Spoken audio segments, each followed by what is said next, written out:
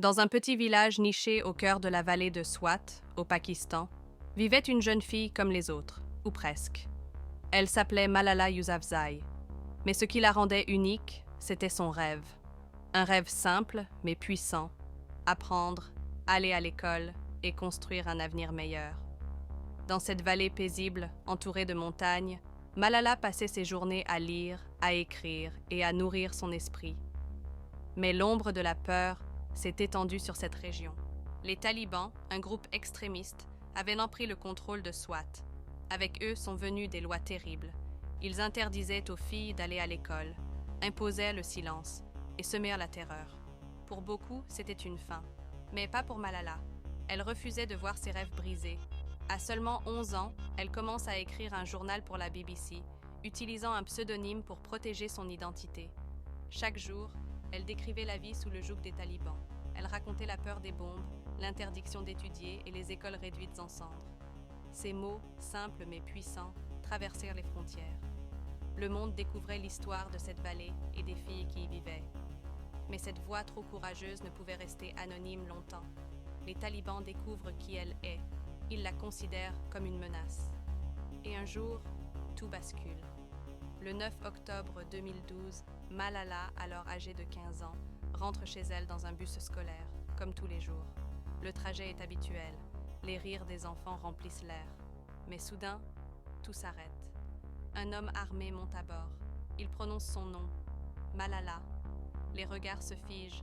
Il pointe une arme vers elle et tire. Une balle dans la tête, une autre dans l'épaule, puis le silence.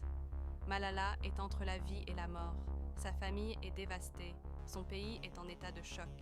Le monde entier retient son souffle. Transportée d'urgence dans un hôpital au Pakistan, elle est ensuite envoyée au Royaume-Uni pour des soins intensifs.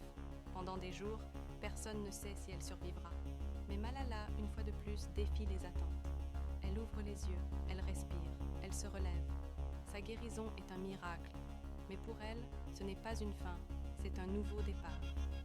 Malala décide de transformer son épreuve en force. Quelques mois après l'attaque, elle prend la parole devant l'Assemblée générale de l'ONU. Sa voix tremble, mais ses mots frappent avec une puissance inégalée. Elle déclare que l'éducation est le droit de chaque enfant, fille ou garçon, peu importe où il vit. Elle dit « Un enfant, un enseignant, un livre et un stylo peuvent changer le monde ». À seulement 17 ans, elle devient la plus jeune lauréate du prix Nobel de la paix. Mais pour Malala, ce prix n'est pas une destination, c'est le début d'un chemin. À travers le Malala Fund, elle lutte pour que chaque fille dans le monde ait accès à une éducation. Elle parcourt les continents, rencontre des dirigeants et inspire des millions de personnes. Aujourd'hui, Malala est plus qu'une survivante. Elle est un symbole. Elle nous rappelle que même dans les moments les plus sombres, une seule voix peut éclairer le monde, que le courage d'une jeune fille peut faire trembler les puissants, et que l'éducation reste, plus que jamais, la clé de notre avenir commun. Merci d'avoir écouté cette histoire. Si le courage de Malala vous inspire, partagez cette vidéo et abonnez-vous à Timeless Stories. Ensemble, faisons vivre ces récits qui traversent le temps.